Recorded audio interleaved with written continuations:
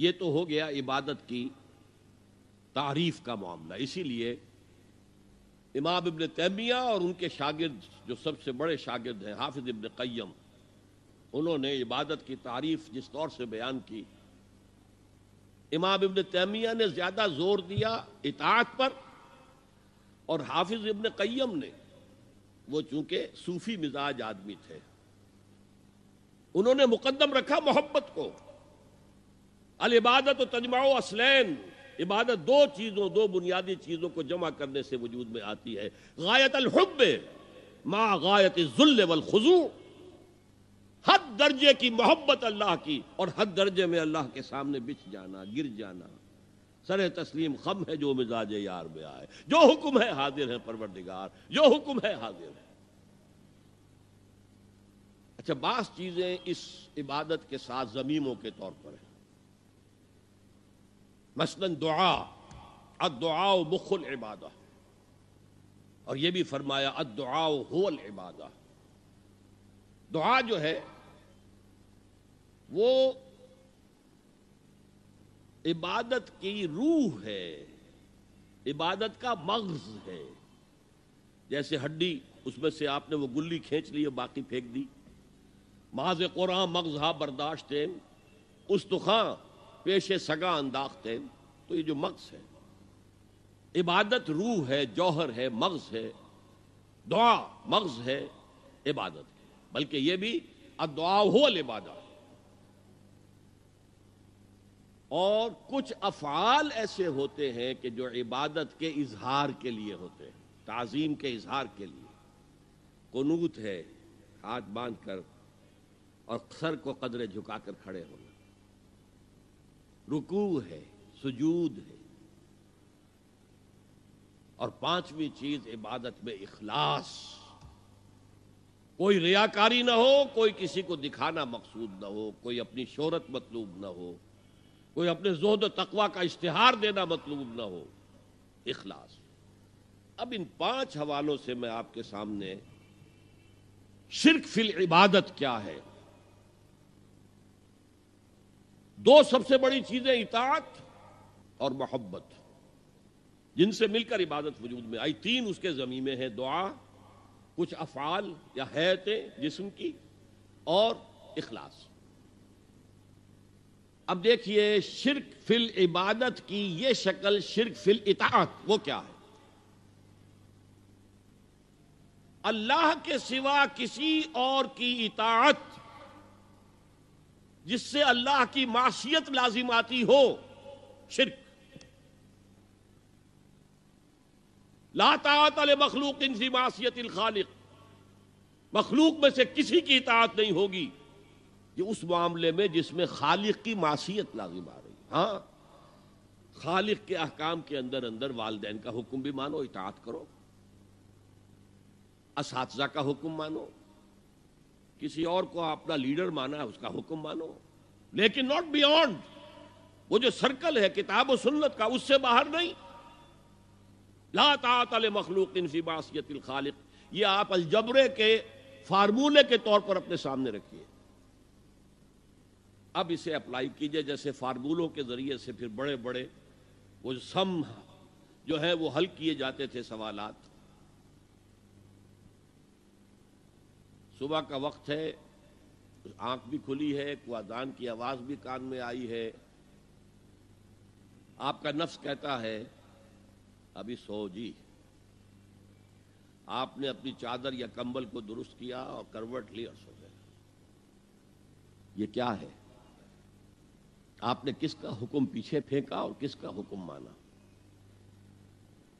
اللہ کے حکم کو پیچھے پھینک دیا، نفس کے حکم کو آگے رکھا. یہ شرک. اس شرک کو جاننے والے بہت کم ہیں.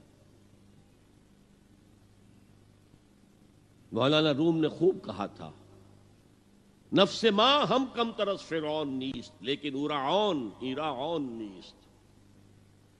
میرا نفس بھی فرعون سے کم نہیں ہے. فرعون نے کہا تھا نا، الیس لی ملک مصر وہذہ الانہار تجری من تحتی، کیا اس ملک کے مصر کی حکومت میری نہیں ہے؟ اور سارا جو یہ آب پاشی کا نظام ہے، انہار کا نظام ہے، وہ میرے کنٹرول میں نہیں ہے؟ جس کا چاہوں موگا کھلا رکھوں، جس کا چاہوں بند کر دوں۔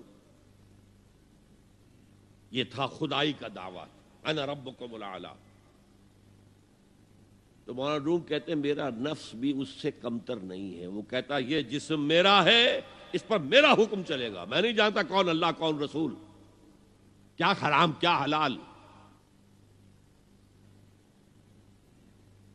تو فرعون سے کم تو نہیں ہے میرا نفس، لیکن فرعون اس کی بہت مدد تھی، فوج تھی، لاؤ لشکر تھا، تو اس نے زبان سے بھی کہہ دیا کھل کر انا ربکم الاعلی۔ میں مسکین ہوں، غریب ہوں، میرے پاس کوئی طاقت نہیں ہے، میں زبان سے تو کچھ نہیں کہہ سکتا، اندر سے میرا نفس یہی کہتا ہے۔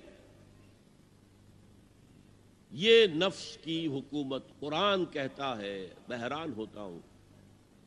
دو جگہ یہ مضمون آیا ہے، ارأیت من اتخذ الہہ ہواہ افانت تکون علیہ وکیلا۔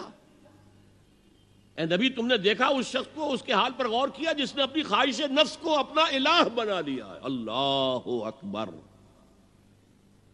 الہ لا الہ الا اللہ، کلمہ توحید کا مرکزی لفظ یہاں آ رہا ہے، من اتخذ الہہ ہواہ، جس نے اپنی خواہش نفس کو اپنا معبود بنا لیا، الہ بنا لیا۔ افانت تکون علیہ وکیلا، کیا آپ ایسے شخص کی کوئی ذمہ داری لے سکتے ہیں؟ سود حرام ہوا کرے جی، حرام ورام، ہمارا دھندا جو ہے وہ آگے بڑھ نہیں سکتا، تو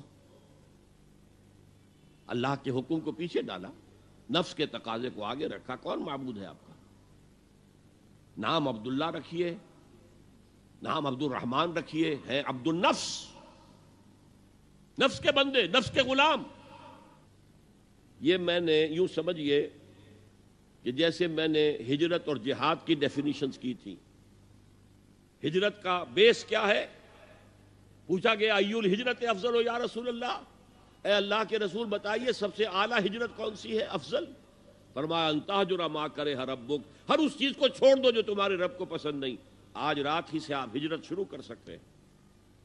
جائزہ لیجئے کیا کیا چیزیں میری زندگی میں خلاف شریعت ہیں، جو اللہ کو ناپسند ہے، فیصلہ کیجئے کہ آج کے بعد نہیں ہوگی، ہجرت شروع ہو گئی، افضل الہجرہ، سب سے افضل ہجرت شروع ہو گئی۔ لیکن ٹاپ پر لے جائیے تو یہ ہجرت جب اللہ کے دین کو قائم کرنے کی جدوجہد اس مرحلے پر آ جائے کہ اب باطل کے ساتھ ٹکراؤ ہے، اور اب چاہیے کہ ساری قوت ایک مرکز پر جمع ہو جائے، ہجرت فرض کر دی گئی۔ وہ ہجرت گھر بار چھوڑ کر، اہل و عیال کو چھوڑ کر، اور مکے کے بھیڑیوں کے رحم و کرم پر چھوڑ کر اپنے گھر والوں کو، جو لوگ ہجرت کر کے آئے، حکم تھا۔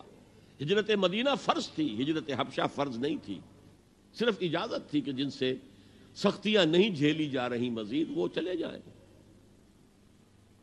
تو ہجرت کا یہ ابتدائی نقطہ، انتہا یہ جہاد، المجاہد من جاہد نفسہ، جہاد تو یہاں سے شروع ہو گیا، اپنے نفس کے خلاف جہاد کرنا۔ صبح نفس نے کہا ابھی سو جاؤ، آپ نے نفس کی بات کو رد کیا، اپنا کمبل اٹھا کے پھینکا، اٹھے، وضو کیا، نماز کے لیے آپ مسجد چل دیے، آپ نے جہاد کیا نفس کے خلاف۔ یہ افضل الجہاد ہے، اور سب سے چوٹی اوپر یہ ہے کہ جب وہ حق و باطل کی جنگ ہو تو جان ہتھیلی پر رکھ کر میدان میں حاضر ہو جاؤ۔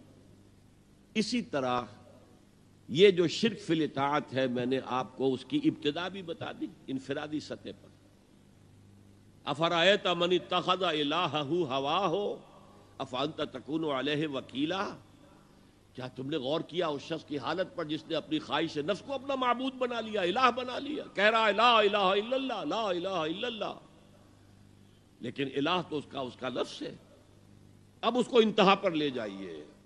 عہد حاضر کا سب سے بڑا شرک، سب سے بڑا شرک، سب سے بڑا شرک عوامی حاکمیت کا تصور ہے۔ حاکم اللہ کے سوا کوئی نہیں، ان الحکم الا للہ۔ ظاہر بات ہے فرعون نے اگر دعویٰ کیا تھا میں تمہارا خدا ہوں، انا ربکم الاعلی، تو کیا اس کا مطلب یہ تھا کائنات میں نے پیدا کی ہے، تمہیں میں نے پیدا کیا؟ ذرا سوچیے، کیا وہ بزرگ موجود نہیں ہوں گے جنہوں نے اسے دیکھا ہو کہ آج اس کی ولادت ہوئی تھی، کل اس کو اس کی کوئی اور سیری بنی ہوئی تھی. یہ کیسے دعویٰ کیا تھا؟ میرا حکم چلے گا، میں نہیں جانتا. الیس لی ملک مصر، مصر کی حکومت میری ہے کہ نہیں؟ یہ دعویٰ تھا، یہ خدائی کا دعویٰ. کسی زمانے میں وہ فرد ہوتے تھے، نمرود ہوتے تھے، نماردہ، فراعنہ. جمال عبد الناصر نے نعرہ لگایا تھا نحن ابناء الفراعنہ، بڑے فخر کے ساتھ ہم فرعونوں کی اولاد ہیں. اور صدام نے لگایا تھا نعرہ نحن ابناء النماردہ، ہم نمرودوں کی اولاد ہیں. عراق کے بادشاہوں کا لقب نمرود تھا اور مصر کے بادشاہ فراعنہ تھے، فرعون تھے.